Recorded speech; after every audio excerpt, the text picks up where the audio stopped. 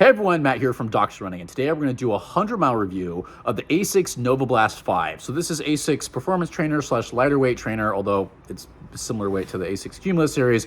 It's been very, very popular over the years. We're now on version 5, which saw a almost complete redesign over the last version with totally new midsole foam, slight changes in geometry, which actually smoothed it out quite a bit from the previous versions, but also made some other changes that I really want to double down on to explain as I've gotten this many miles on. We did an original comparison review between version 4 and version 5, and so the purpose of this is to update you after a large number of miles, how this has changed, if at all, and reinforcing some things I talked about with how this shoe has changed from the previous version. As always, let's get into the specs. So men's size 9 is coming in at 9 ounces or about 255 grams. Women's size 8 is coming in at 7.9 ounces or 225 grams. There's a 41.5 millimeter heel, 33.5 millimeter forefoot for an 8 millimeter drop, which is fairly what it feels like, although maybe a little bit lower if you're a hill striker, because the Flight Foam Blast Max is very soft. It is bouncy and soft, not fast and bouncy, but really nice and bouncy. And I'm going to double down, I know I've said this multiple times, on the fact that this feels more like a trainer than the previous version did, which felt more like a performance trainer where you felt that you pick up the pace.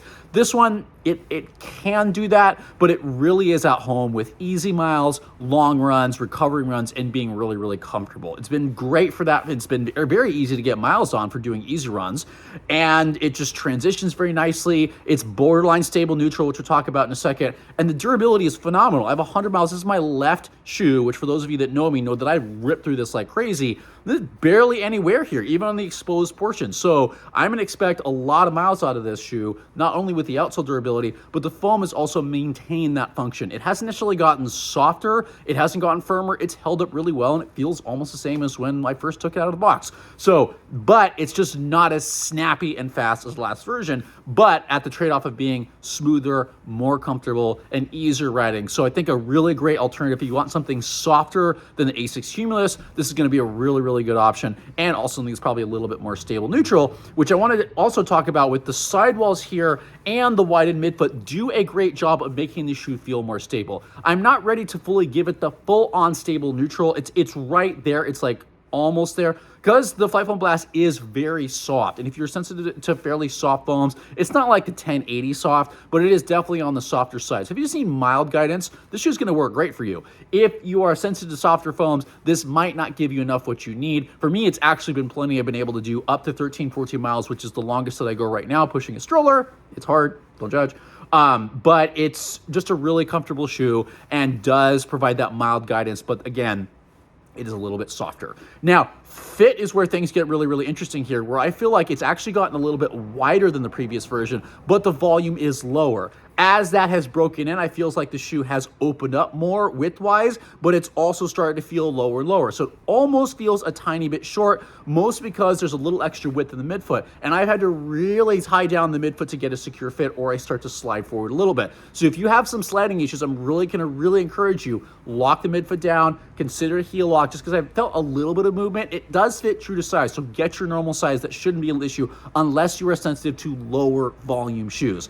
Plenty of width, plenty of space to spread your toes, but just not a lot to move up and down. Midfoot is fairly secure once you lock the laces down. Heel, very well padded. This padding is doing really, really well. I just will say the top of the heel and the collar is really nicely padded. As you go back down, the heel counter is a little bit more prominent. So as the material here is broken in, I have noticed the heel counter a little bit more. So if you like a plush heel, awesome. But if you are sensitive to stiff heel counters, you are going to start to notice this after a while. So just pay attention to that. It hasn't bothered me too much because my heels have actually been doing really, really great. I'm just aware of it. So those with sensitive heels, be aware. Those that want a slightly stiffer counter, you're actually going to like this shoe on top of the little bit more plush cushioning up top. And I will say, I think this is a massive improvement. I do, just because I think there are enough faster shoes in the ASICS line. You got the Magic Speed, you got the Meta Speed series, you got the Super Blast. There's a lot of shoes that are already faster. I think having a really comfortable shoe, especially with being a little bit less aggressive toe spring rides than the Cumulus, is really, really important. So I'm going to double down. I keep using that phrase.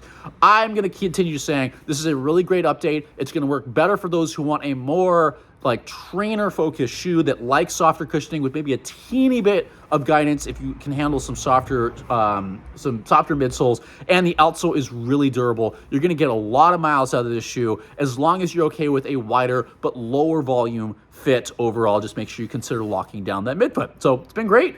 Hope that helps. As always, please let me know in the comments below if you agree or disagree. I'm always really curious to know what people are experiencing, whether it is similar or different to what I'm experiencing. And if you can comment below, it'll hopefully help somebody else who maybe had a different experience than I did or is looking for somebody who has mechanics that might be different than mine. Again, below might help them, because all this is about trying to help people find better things to work with them. And I'm going to say it again. As always, hope this helps.